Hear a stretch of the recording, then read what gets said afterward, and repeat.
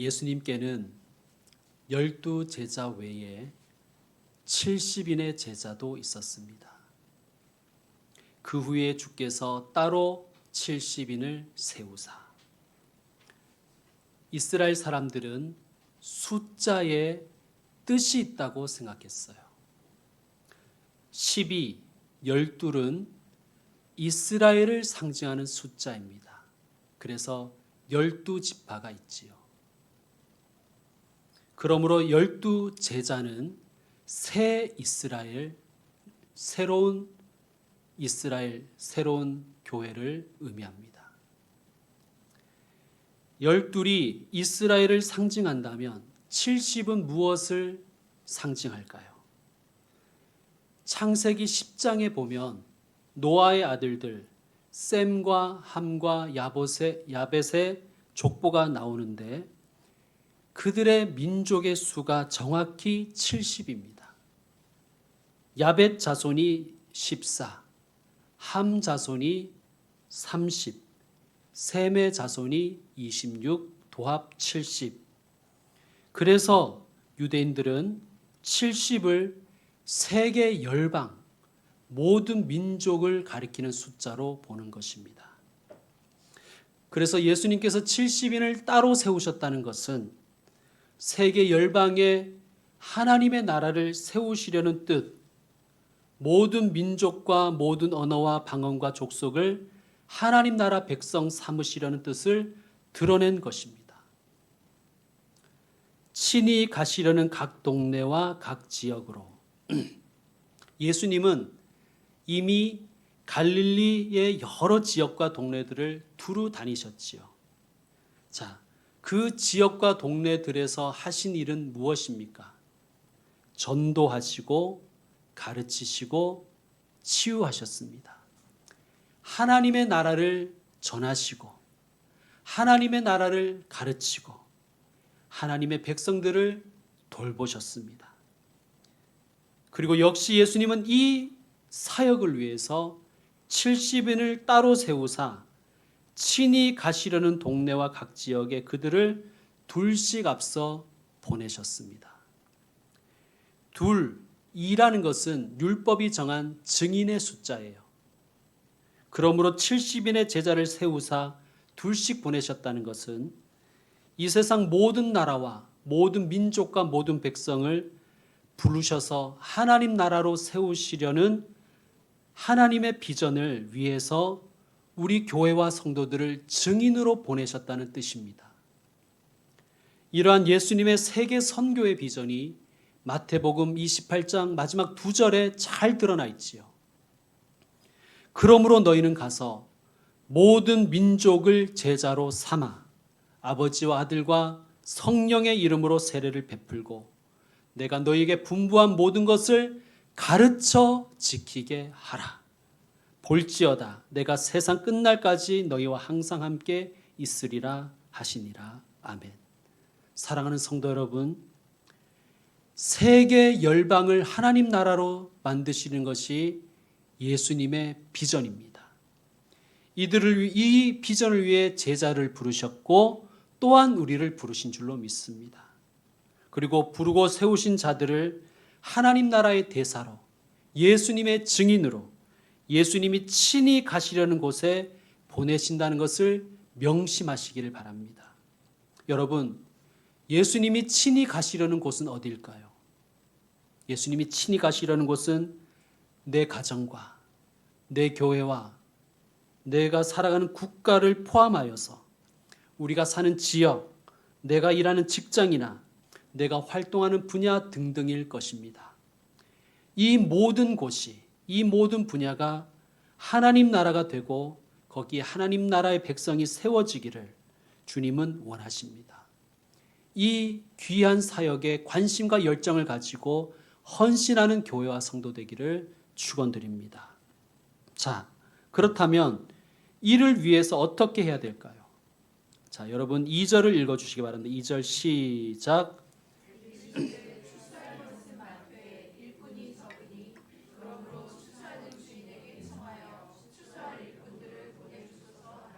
아멘. 따라합시다. 생각을 전환하자. 여러분, 자, 예수님이 뭐라고 하시냐면요. 추수할 것이 많다고 하세요. 그런데 우리는 추수할 것이 적다고 생각하죠. 물론 추수라는 이 단어를 신천지들이 너무 많이 오염시켜 버려서 우리는 추수를 포섭 정도로 생각하는 경향이 좀 있습니다. 전도 차원에서만 생각하는 경향이 있기에 추수할 것이 적다고 생각합니다. 노방전도에 나가보면 교인들이 쭈뼛대는 것을 보게 되죠. 왜 그러시냐고 그러면 저 사람은 너무 세 보인다는 거예요. 그래서 주로 착해 보이는 사람, 잘 받아줄 것 같은 노인이나 아이들에게 전도지나 전도 물품을 주는 경향이 있죠. 여러분, 추수를 전도의 개념으로만 생각하면 우리는 추수할 것이 별로 없다고 생각합니다. 우리 아버지도 예수님 믿고 나도 예수님 믿고 뭐 내 부모님, 내 자녀들 다 믿는데 뭐 추수할 것이 별로 있나 뭐 이렇게 생각합니다. 그런데 여러분, 예수님의 사역은 전도만이 아니셨죠. 가르침과 치유도 있었습니다. 그러므로 추수라는 것은 하나님의 나라를 세우는 모든 일을 다 가리키는 것입니다. 그렇다면 추수할 것이 많은 것이죠. 우리가 가르칠 사람이 얼마나 많습니까? 우리가 양육해야 될 사람이 얼마나 많습니까? 우리가 섬겨야 될 곳과 사람들은 또 얼마나 많습니까? 추수할 것은 많습니다. 자, 추수를 전도라고만 생각하더라도 생각의 전환은 필요합니다. 초점은 내가 추수할 수 있는 것에 있어서는 안 됩니다. 내가 추수할 수 있는 것이 아니라 하나님이 추수하고자 하시는 것에 있어야 되는 것입니다. 이 생각의 전환이 필요한 것입니다. 내가 추수할 수 있는 것은 적습니다. 그러나 하나님이 추수하시고자 하시는 것은 많습니다. 이렇게 생각이 바뀌어야 나가는 저와 여러분 되기를 소망합니다. 자, 추수할 것은 많되 일꾼이 적으니 역시 마찬가지예요. 사람들은 교회가 많다고 이야기합니다. 우리 믿는 사람들조차도 교회가 너무 많다 그러는 거예요. 교회가 편의점보다 많다 그러죠. 실제로 부활절날 계란 들고 이마트 근처에 나가보면 전도하는 교회와 성도들이 얼마나 많은지 전도 받는 사람보다 더 많은 것 같아요. 그런데 역시 마찬가지입니다. 추수할 일꾼을 하나님 나라를 세워가는 이들이라고 생각하면 추수할 일꾼이 적은 것이죠. 복음을 들어야 될 사람, 말씀으로 양육받아야 될 사람, 주의 사랑과 은혜로 회복되어야 될 사람, 혹은 하나님의 뜻이 이루어져야 할 그런 분야와 곳들은 얼마나 많은데 이런 사람들과 이런 분야를 하나님 나라로 만들기 위해서 헌신할 건강한 교회와 성도는 너무나 적지요. 홍수에 마실 물 없다는 말과 같습니다. 그러므로 어떻게 해야 됩니까? 추수하는 주인에게 청하여. 아멘. 여러분, 분명히 예수님 말씀하시죠. 추수하는 주인이라고 하십니다. 추수의 주체, 추수의 주인공은 누구란 얘기예요? 우리가 아니라는 거예요. 하나님이십니다. 내가 혹은 교회가 주인공이라고 착각해서는 절대로 안 됩니다. 나를 사용하실 뿐이죠. 교회를 통해서 하나님이 일하시는 것 뿐입니다. 나의 말로, 나의 지식으로, 나의 설득력으로 혹은 교회가 가진 역량으로 하나님의 나라가 성취되는 것이 절대로 아닌 것입니다. 하나님 나라 건설은 하나님이 하시는 것입니다. 자, 그러므로 우리가 할 일은 뭐예요? 추수할 일꾼들을 보내주소서 기도하는 것입니다. 이 말씀, 추수할 일꾼들을 보내주소서 이 말씀은 나도 거기에 포함되는 것입니다. 그러니까 나는 추수할 일꾼 안 될 테니까 추수할 일꾼들을 좀 보내주십시오. 이런 뜻이 아니라 내가 추수할 일꾼이 되겠습니다. 나를 사용해 주십시오. 그리고 나에게도 동력자들을 세워 주옵소서. 그 기도를 하라는 거예요. 자, 추수할 일꾼들에게 주님이 명령하십니다. 3절 갈지어다. 휘파고. 이 단어는 군사 용어예요. 우리식으로 말하면 돌격 앞으로 하는 것과 같습니다. 자, 군대의 사령관이 돌격 앞으로 하는데 안 가면 어떻게 되는 거예요? 명령 불복종이죠. 전쟁터에서는 사살해도 무방합니다. 그런데 예수님은 너무나 안타까운 마음 가지고 이 명령을 하시는 거예요. 내가 너희를 보냄이 어린 양을 이리 가운데로 보낸 것 같도다. 자, 여기서 우리는 두 가지를 기억해야 됩니다. 첫째, 우리는 어린 양이라는 것입니다. 두 번째는 우리가 가는 그곳에 이리들이 많다는 것입니다. 어린 양은 절대적으로 무능한 존재이지요. 여러분, 성경에서 어린 양이라는 그런 비유는 뭐 귀엽고 이렇게 반려견, 반려 이런 개념이 아니라 아무것도 할 수 없는 무능한 존재를 의미하는 거예요. 하나님 나라를 세우려는 일꾼들은 어린 양 같은데 복음의 반대자와 핍박자와 세상의 시스템은 이리 때와 같다. 이것이 현실의 문제이지요. 하나님 나라의 일꾼들, 추수할 일꾼들이 악한 자들에게 시달리고 대적당하고 박해당할 때가 너무나 많습니다. 그리고 때로는 그 악이 승리하는 것 같은 그러한 현장도 우리는 바라볼 때가 있습니다. 여러분, 그때 우리는 기억해야 됩니다. 무슨 말씀을 기억해야 되냐면 두세 사람이 내 이름으로 모인 곳에 나도 그들 중에 있다는 주님의 약속을 기억하고 믿어야 되는 것입니다. 내가 추수하는 일꾼이 되고 주님이 내게 동력자 붙여주셔서 갈지어다 하는 주님의 명령에 순종해서 나아가면 우리만 가는 것이 아니라 우리만 이리 때 앞으로 가는 것이 아니라 주님도 함께 가신다는 거예요. 여러분, 이것을 명심해야 됩니다. 그러므로 이리 가운데 보냄받는 어린 양은 누구를 봐야 됩니까?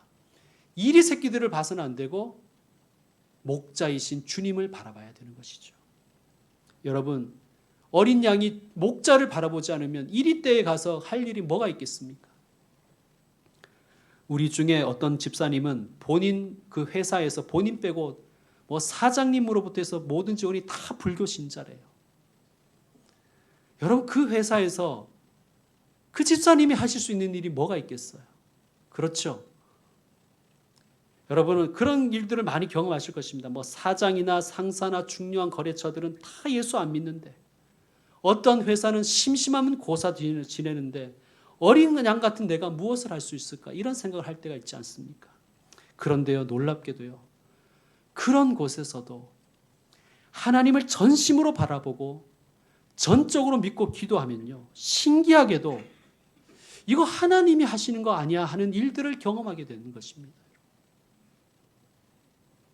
정말 나는 아무 일도 못할 것 같은데 기도하고 하나님 의지했더니 하나님이 일이 술술 풀리게 하시는 거예요. 예상하지 못한 좋은 제안을 받게 하기도 하십니다. 여러분, 그렇습니다. 우리가 추수할 일꾼으로 그 현장에 갈 때 주님이 나와 함께 하십니다. 그러므로 이 세상 속에서 주님의 어린 양들이 사는 길은 오직 하나밖에 없습니다. 예수님 밖에 없습니다. 예수님 말씀하시죠. 내가 길이요 생명이다. 세상 사람들은 힘 있는 사람에게 붙어야 된다고 생각하는 거예요. 재력과 권력 있는 사람에게 길이 있다. 그들에게 줄을 대야 된다. 그들에게 커넥션해야 내가 살 수 있다. 라고 말을 하지만 우리는 그렇게 생각해서는 안 되는 것입니다. 길은 주님께 있다. 살 길은 주님께 있다. 주님께 생명이 있다. 믿고 나아가시는 분들 되시길 바랍니다. 자, 그러니까 이 말씀 뭐냐면 우리는 세상과 다른 길을 가는 사람이란 뜻입니다. 왜 세상과 다른 길을 가야 되냐 하면 우리는 다른 신분의 사람이기 때문입니다. 주께서 따로 70인을 세우사, 저는 이 따로라는 이 단어를 다른, 구별된, 성별된이라고 읽는 것이 더 좋다고 저는 생각합니다. 여러분, 주님께서 우리를 세상과 다른 길을 갈 사람들로, 세상과 구별된 사람들로, 세상에서 성별된 사람으로 세워주셨습니다. 그것이 주님의 마음을 우리에게 담아주신 것입니다. 여러분, 세상과 다른 길을 가는 사람, 새로운 신분의 사람으로 세움받은 사람은 어떻게 살아야 될까요? 4절을 보십시오. 전대나 배낭이나 신발을 가지지 말며. 전대는 돈주머니죠. 그러니까 돈입니다, 돈. 배낭은 여행에 필요한 물건을 넣는 가방입니다. 신발은 여벌의 신발이겠지요. 자, 예수님 말씀은 이런 것들이 전혀 필요 없으니 준비하지 말라는 뜻은 아닐 것입니다. 준비해야죠. 그렇지 않습니까, 여러분? 그런데 이 말씀 무슨 말씀이냐면 준비는 하되 그런 것들에 대한 걱정과 염려보다, 즉 무엇을 먹을까, 무엇을 마실까, 무엇을 입을까, 무엇을 신을까 하는 그런 걱정보다 목자이신 주님이 내가 추수할 일꾼으로 살아갈 때, 주님의 양으로 살 때 나를 지키시며 나를 인도하시며 나에게 채워주시고 내게 책임지신다는 그 믿음이 염려보다 압도해야 된다는 뜻입니다. 그러니까 염려와 불안이 믿음을 압도하는 것이 아니라 주님이 책임지신다, 주님이 채워주신다, 주님이 책임지신다는 그 믿음이 염려를 압도해야 된다는 것입니다. 여러분, 돈 있어야 되죠. 그런데 이렇게 생각하지 말라는 것입니다. 아니, 돈 있어야 하지. 이건 다른 생각이 있지 않습니까? 돈이 있어야 됩니다. 그런데 아니, 돈 있어야 하나님 일하지. 그렇게 생각하지 말라는 것입니다. 왜? 주의를 하는 자에게 주님이 주시고 채우시고 책임지시기 때문입니다. 하나부터 10까지 다 챙기는 사람이 있죠. 가정이나 교회나 그런 사람은 꼭 있습니다. 저는 그런 사람이 반드시 필요하다고 생각합니다. 그런데 그런 분들 중에는 가끔씩 함께하는 이들에 대한 믿음이 부족한 경우가 있죠. 분명히 빠뜨릴 거야, 이렇게 생각하시는 분들이 있어요. 또 심지어는 자기가 못 믿어서 그렇게 열심히 챙기는 분도 있어요. 자기 자신에 대한 믿음이 부족한 거죠. 함께하는 이에 대한 신뢰가 부족할수록 준비를 많이 합니다. 저는 신앙생활도 마찬가지인 것 같아요. 준비가 필요 없다는 뜻이 아니라 나와 함께 하신 주님을 의지하는 것이 아니라 나를 의지하는 습관을 버려야 된다는 뜻입니다. 잘 준비하고 잘 챙기되 누구에게 맡게 되는 것입니까? 하나님께 맡게 된다는 것이죠. 하나님을 믿으라는 것입니다. 하나님을 못 믿으면 피곤한 인생을 살 수밖에 없습니다. 여러분, 솔직히 우리가 어떻게 모든 것을 다 챙기고 준비할 수 있겠습니까? 하나님께서 주실 것이다, 하나님께서 채우실 것이다, 하나님께서 책임지실 것이다를 믿고 나아가야 평안이 있는 줄로 믿습니다. 길에서 아무에게도 문안하지 말며. 이건 또 무슨 말일까요? 고대 근동 지역의 문화를 좀 이해할 필요가 있습니다. 우리는 문안이라고 하면 그냥 인사 정도로 생각하죠. 아예 식사하셨습니까? 잘 지내셨습니까? 이런 게 문안이죠. 그냥 형식적으로 하는 이야기. 이게 문안인데 이들의 문안은 우리의 인사와 다릅니다. 이들은 일단은 만나면 자기소개부터 시작해요. 나는 아브라함의 증손, 이삭의 손자, 야곱의 아들 요셉입니다 로 시작해서 자기 집안의 이야기를 쭉 들려줍니다. 그러면 상대방이 또 시작하는 거예요. 나는 아무개의 증손, 아무개의 손자, 아무개의 아들 누구요? 우리 집안에는 이러한 일이 있었고 이러한 사람들이 있어. 이게 굉장히 길게 이루어집니다. 이게 문안인 거예요. 길에서 아무에게도 문안하지 말라라는 말씀은 지체하지 말고 하나님의 나라의 일을 하라는 뜻입니다. 자, 5절 말씀, 여러분 5절 말씀 읽어주십시오. 시작.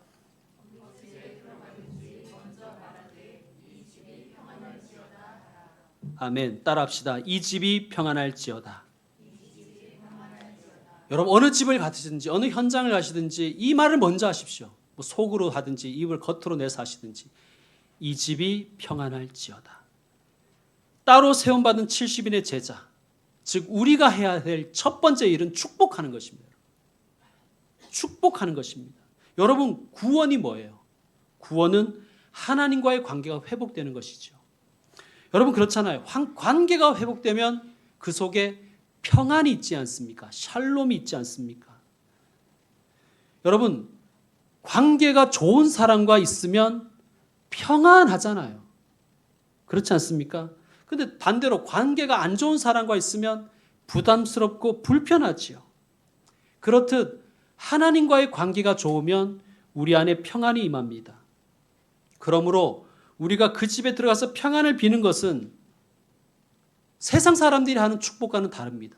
무슨 축복입니까? 결과적으로 하나님, 이 가정이 하나님과 좋은 관계 맺기를 원합니다. 좋은 관계로 회복되기를 원합니다. 그러한 축복이 이 말씀에 들려 있는 것입니다. 성도 여러분, 우리가 먼저 하나님과의 관계 회복에서 오는 평안을 누려야지요.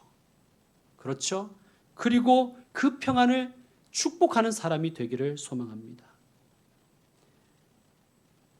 여러분, 평안한 사람은요, 평안이 있는 사람은요, 그 누구도 불편하지 않게 합니다.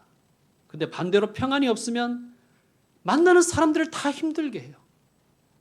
그 사람이 일을 해도 힘들고 또 일을 안 해도 힘든 거예요. 왜? 그 사람 안에 평안이 없으니까 그런 것입니다. 그러므로 그 사람을 위해서 기도하십시오. 주님, 저분이 예수님과 좋은 관계를 맺게 해주십시오. 예수님과 관계가 회복되게 해주십시오. 그래서 그 마음에 평안이 있게 해주십시오. 그것이 진정한 축복인 줄로 믿습니다. 그런데 이 축복은 나를 위한 것이기도 합니다. 자, 여러분 6절 말씀 같이 한번 읽겠습니다. 6절 시작. 만일 평안을 받을 사람이 거기 있으면 너희의 평안이 그에게 머물 것이요 그렇지 않으면 너희에게로 돌아오리라. 아멘. 여러분 창세기에 보면 이삭이 야곱을 축복하는 그 이야기가 있지요. 야곱이 아버지를 속여서 자신이 에서인 것처럼 속여서 축복을 다 받아버렸습니다. 나중에 온 에서가 이것을 알고 막 울면서 호소하지요. 아버지, 내 아버지여, 내게 축복하소서, 내게도 축복하소서, 내게도 그리하소서 막 매달립니다. 그런데 그때 이삭이 뭐라고 합니까? 내 아들아, 내가 내게 무엇을 할 수 있으랴? 내가 이미 다 야곱에게 주었다. 우리 같으면 아이고 뭐 말로 하는 건데 뭐 돈 드냐? 내가 또 축복해 줄게 하고 했을 텐데 이스라엘 사람들은 또 고대 근동 이 지역의 사람들은 그렇게 생각하지 않았다는 거예요. 이 말에 실체적인 능력이 있다고 생각했어요. 그러니까 우리는 말하면 말로 때운다는 이런 개념이 좀 있잖아요. 그런데 이스라엘 사람들은 말에는 실체가 있다고 생각했어요. 그리고 그 실체는 힘이 있다고 생각했습니다. 그래서 뭐 말을 빈말로 한다는 그런 개념이 없습니다. 왜냐하면 그들은 하나님이 빛이 있으라 하실 때 빛이 있었다는 말씀을 믿었기 때문입니다. 하나님의 형상으로 지어진 사람도 역시 언어에 힘이 있다고 생각했습니다. 그래서 이 말씀이 그런 거예요. 내가 이 집에 평안이 있을지어다 라고 했을 때 평안을 받을 만하면 그 평안이 그 집에 실체로 머물러서 힘을 발휘하는데 만약에 그럴 자격이 없는 가정이면 내가 선포한 평안이 나에게로 돌아온다. 여러분, 그러므로 축복하는 사람이 되십시오. 축복을 아끼지 마십시오. 난 이 사람 축복 못하겠다. 내 눈이 흙에 들여와도 이 사람 축복 못하겠다. 이러지 마시고 축복하십시오. 받을 만하면 그 사람이 받을 것이고 받을 만한 능력이 자격이 없으면 그 축복이 내게로 임할 것입니다. 자, 7절과 8절 여러분 읽어주십시오. 시작.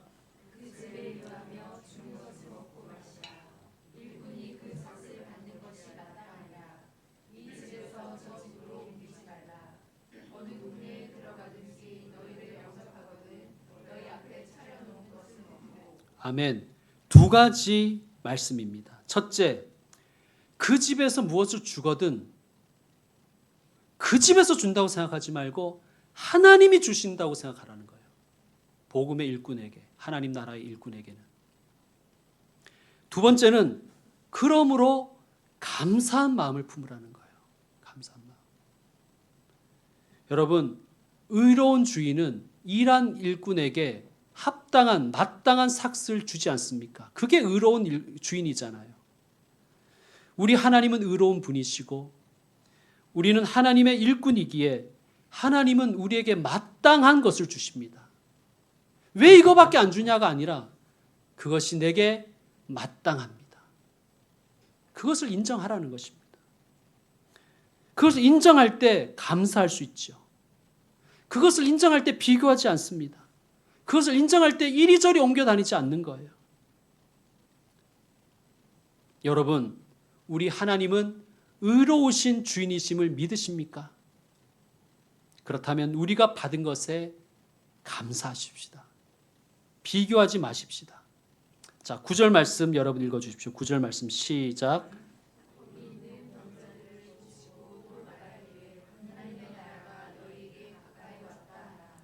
역시 두 가지입니다. 첫 번째는 병자가 있으면 고쳐주라는 거예요. 여러분, 안 나을까 두려워서 기도를 안 하는 분들이 또 있죠. 야, 내가 기도했는데 안 나으면 어떡하나. 그런 멍청한 생각이 어디 있습니까? 내가 고칩니까? 하나님이 고치시죠. 아픈 사람이 있거든 손을 얹어 기도하십시오. 손 얹기가 좀 민망하면 손을 모으고 기도해도 괜찮습니다. 뭐 손이 어디냐가 중요한 건 아닙니다. 아픈 사람 있으면 기도해 주십시오. 그것이 복음의 일꾼이 할 일입니다. 그리고 뭘 해야 되냐면 그리고 나서 갑자기 뭐 주식 얘기하고 뭐 중증외상센터 그런 뭐 넷플릭스 얘기하고 이런 거 얘기하지 말고 하나님의 나라가 가까이 왔다를 이걸 얘기하라는 거예요. 이거 누가 하신 말씀이에요? 예수님이 하신 말씀이죠. 예수님의 말씀을 하며 나누며 희망을 이야기하고 복음을 이야기하라는 것입니다. 자, 10절 말씀. 어느 동네에 들어가든지 너희를 영접하지 아니하거든 그 거리로 나와서 말하되. 여러분, 이 말씀을 보니 하나님의 일꾼들을 영접하지 않는 자들, 복음을 거절하는 자들이 있다라는 것입니다.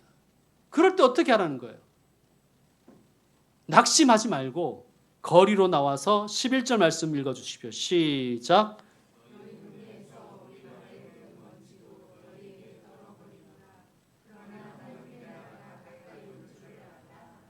아멘. 뭘 말하라는 거예요? 너희 동네에서 우리 발에 묻은 먼지도 너희에게 떨어 버리노라. 이것은요, 일종의 저주입니다. 그런데 이것을 저주라고만 생각하지 말고 그들의 거절과 반대와 홀대에 마음 상해하거나 위축되거나 미련두거나 악감정을 가지지 말라라는 뜻입니다. 그리고 무슨 말을 하라는 거예요? 하나님의 나라가 가까이 온 줄을 알라. 역시 마찬가지입니다. 제자가 할 말은 하나님께서 따로 세우신 성별된 사람들이 할 말은 하나님의 나라라는 거예요. 하나님의 나라가 가까이 왔다고 말하라. 이 말씀은요, 하나님의 나라가 가까이 왔다는 것은 하나님의 구원이 가까웠다는 뜻도 되지만 하나님의 심판이 가까이 왔다는 뜻이기도 합니다. 무슨 말씀입니까? 하나님의 심판이 있다는 것을 분명하게 말하고 경고하여서 회개할 기회를 주라는 것입니다. 자, 12절에서부터 15절은 거절과 반대가 예수님께도 있었다는 말씀이에요. 예수님도 거절당하시고 반대당하셨고 무반응을 경험하셨는데 예수님의 제자인 우리가, 어린 양 같은 우리가, 무능한 우리가 거절당하고 반대당하고 무반응당하는 것 당연하다 이 뜻입니다. 그러므로 16절 합독합시다. 시작. 너희 말을 듣는 자는 곧 내 말을 듣는 것이요 너희를 저버리는 자는 곧 나를 저버리는 것이요 나를 저버리는 자는 나 보내신 이를 저버리는 것이라 하시니라. 아멘. 여러분, 누가 내 말을 잘 듣는다고 우쭐해하지 마십시오. 혹은 누가 내 말을 듣고 부정적으로 반응하고 무반응하더라도 낙심하지 마시길 바랍니다. 그들의 부정적인 반응은 역으로 예수님이, 하나님이 나와 함께 하신다는 증거입니다. 내가 복음을 전했는데, 내가 말씀으로 양육했는데, 내가 그리스도의 사랑으로 돌보고 섬겼는데 오히려 나를 거부하고 거절하고 영접하지 아니하고 내게 무반응으로 일관할 때 어떻게 하라는 말이에요. 예수님이 나와 함께 반대당하고 계시는구나. 하나님이 이 현장에서 거절당하고 계시는구나. 그렇게 생각하라는 거예요. 그래야 우리는 일희일비하지 않는 것입니다. 그래야 우리는 담대하게 계속해서 제자로 살 수 있고 하나님 나라 일꾼으로 살아갈 수 있는 것입니다. 성도 여러분, 우리 역시 따로 세우심을 받은 70인의 제자입니다. 나는 세상과 다른 존재, 새로운 신분의 사람이다. 나는 예수님을 대신하여 예수님보다 먼저 그리고 예수님과 함께 예수님이 원하시는 곳으로 가는 사람이다 라는 이 자존심과 자부심 가지고 담대히 살아가시는 분들 되시기를 축원드립니다. 기도하겠습니다.